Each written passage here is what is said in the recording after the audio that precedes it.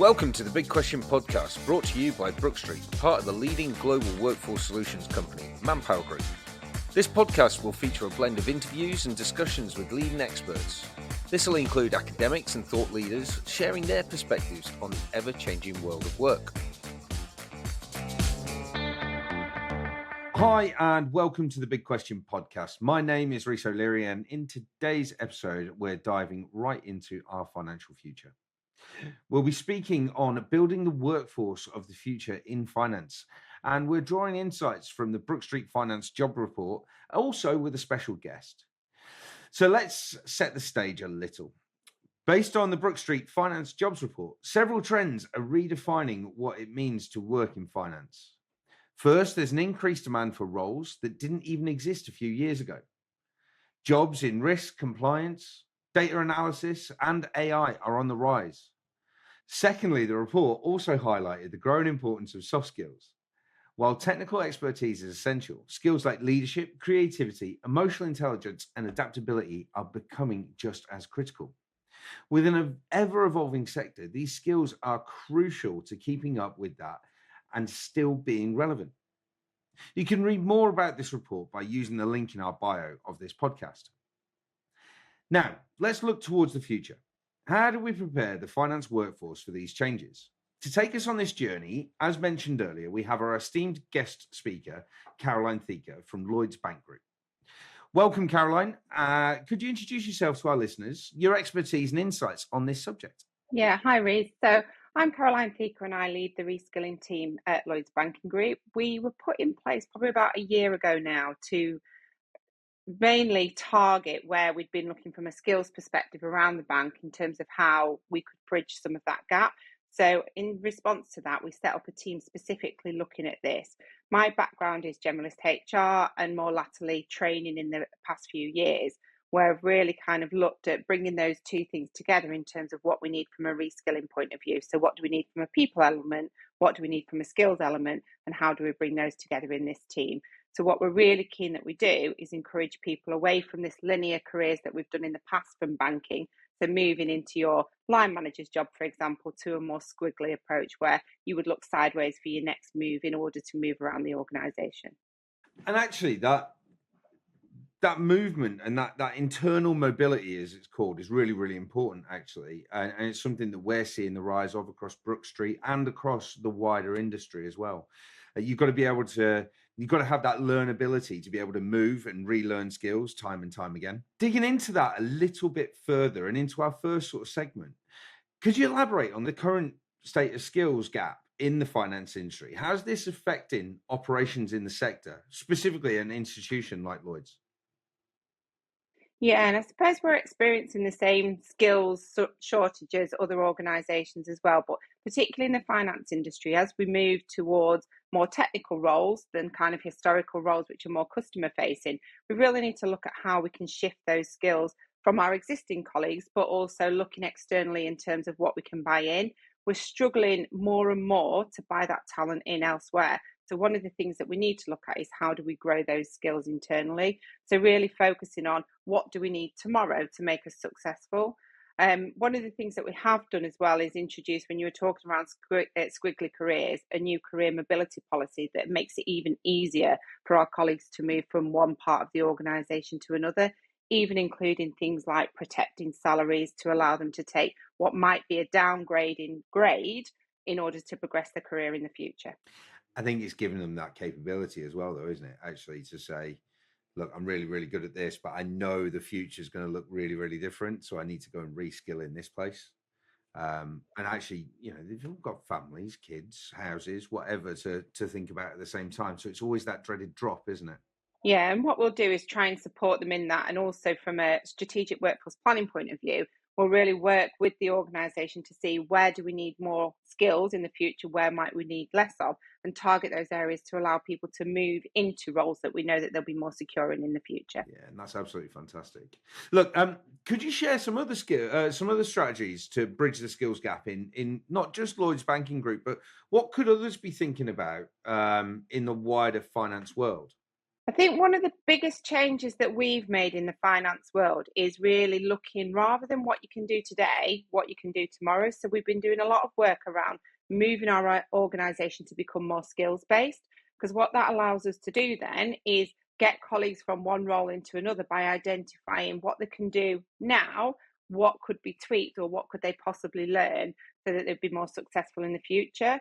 We've introduced a new tool that allows us to assess for potential, and that's been an absolute game changer in this area because it's allowed colleagues to really find roles that they never would have considered in the past and move themselves forward. So it's really given options, choices around where people want to take their career next.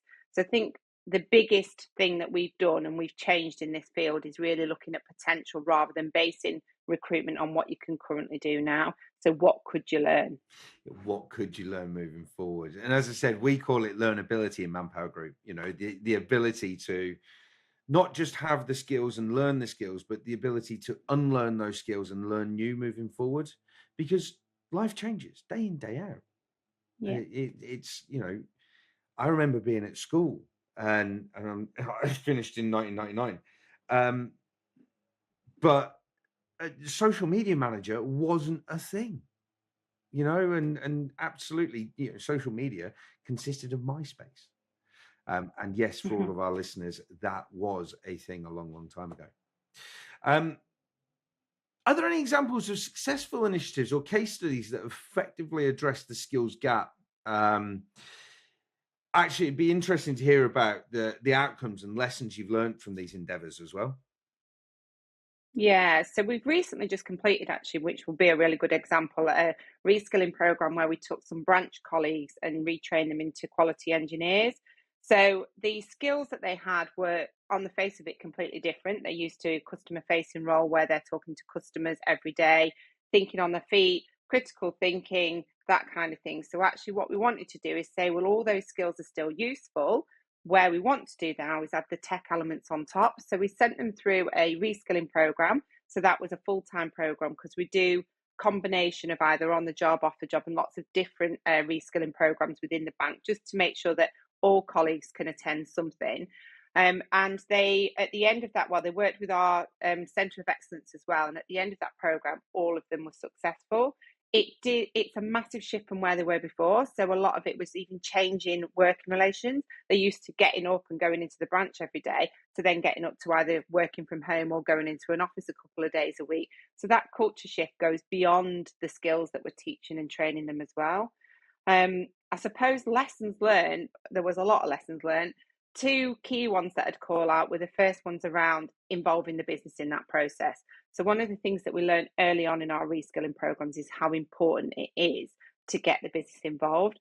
So get them invested in the people that you're trying to reskill so that when their program comes to an end, they have a place to go to. They've already got that rapport with the manager, but also they feel secure in that environment. I suppose the other one that I'd call out is just be really clear on the level of expectation in terms of what these people will be able to do. So whilst reskilling programs are brilliant, they teach the foundation skills or the skills that will enable you to build on them through experience. So when somebody does join your team, they are going to need support. And sometimes that's the bit that gets overlooked. People see reskilling as a way of just buying it, that's similar to buying somebody in who already has those skills. And it isn't that. It's a development program that beyond the formal training, they will continue to grow and develop. So it's really important that you get the business involved in that and the expectation setting so that they know, whoever they get, what their capabilities will be and what will need to be put in afterwards. And I suppose there are two biggest learnings from that campaign. I tell you what, that piece you've just been talking about there, it's all well and good giving them the skills and helping show them it. It's like learning to drive, isn't it? It's you learn to pass a test, you don't learn to drive. It actually comes with the experience afterwards and the exposure to all of those different scenarios. Yeah, definitely. And one of the things that we have done as well is put in like an incubation period.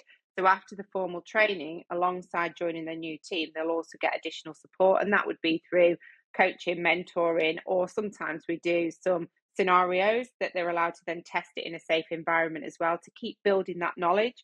But what we do find with anybody who goes through a reskilling program is once they've started on that learning journey, they get that appetite and that passion for continuing to grow and develop. So nobody tends to stop at the end of the program. They're all continually looking for what's the next thing, which is brilliant from our point of view, because skills shift. And as you said at the start of this, skills shift so quickly that actually we need people to start being curious about what will I need in the future. Yeah, definitely. And that curiosity of continually thinking about what's the future. And actually, the role of technology is shaping the future of workforce overall. But how's it really affecting finance? What specific skills and competencies do you believe will be in high demand in the near future? Technology is a massive driver for us in terms of the amount of automation that we're seeing in the banking environment. So, from an automation point of view, we're needing to kind of look at people and say, well, either you're going to need to work in robotics or be able to kind of work alongside them or fix them. So, it's really getting people to think around how are current jobs going to change. So, moving towards that technology focus. So, we've a lot of jobs in kind of coding, development, anything that's kind of a technology front. But as you said at the start, what we're also finding is that sometimes the focus is so much on technology and the actual hard skills that some of the soft skills are getting missed. What we definitely need in the future are things like decision making, communication, adaptability, and critical thinking. So, really, for anyone to be successful through any reskilling program, needs to consider both elements, because we want these people to be, employable in the future.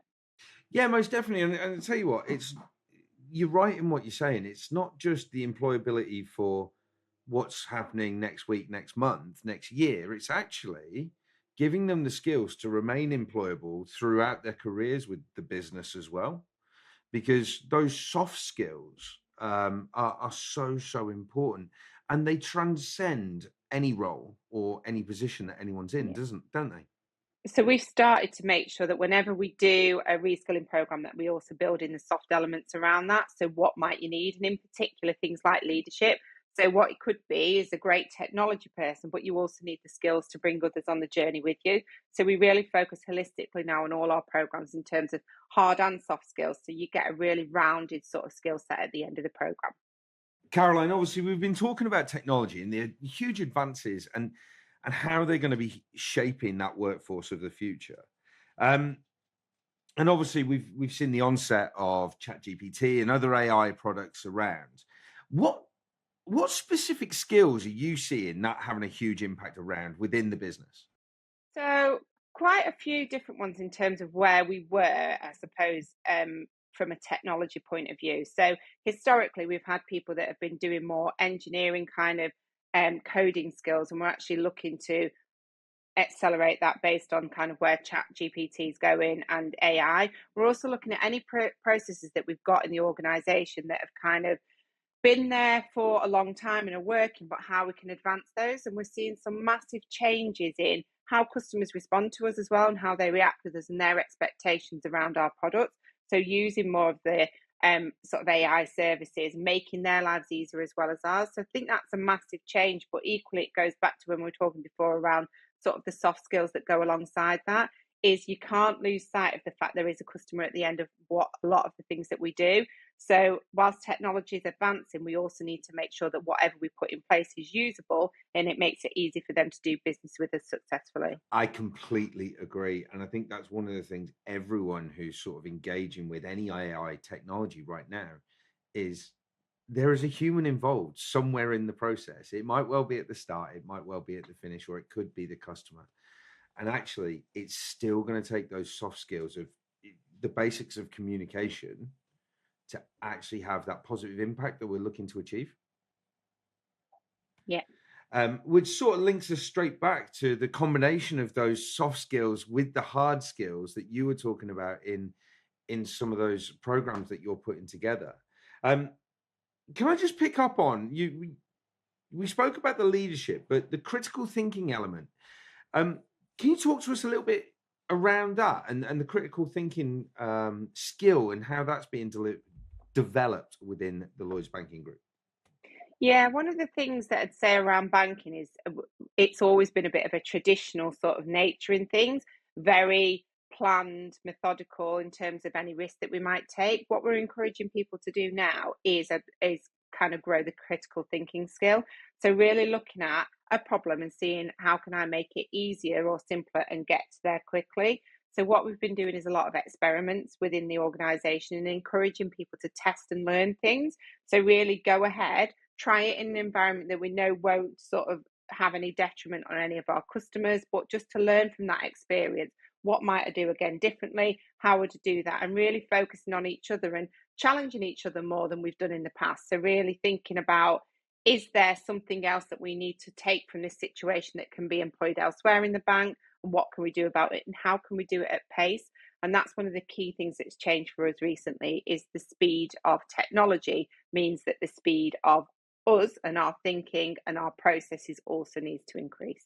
No, and I tell you what, it's so important and really reinforces what we've been discussing throughout today about that future workforce within the finance industry. Um, Caroline, again, a big thank you for joining us. And Caroline Theaker, it's been incredible to get your insights on building the future finance workforce.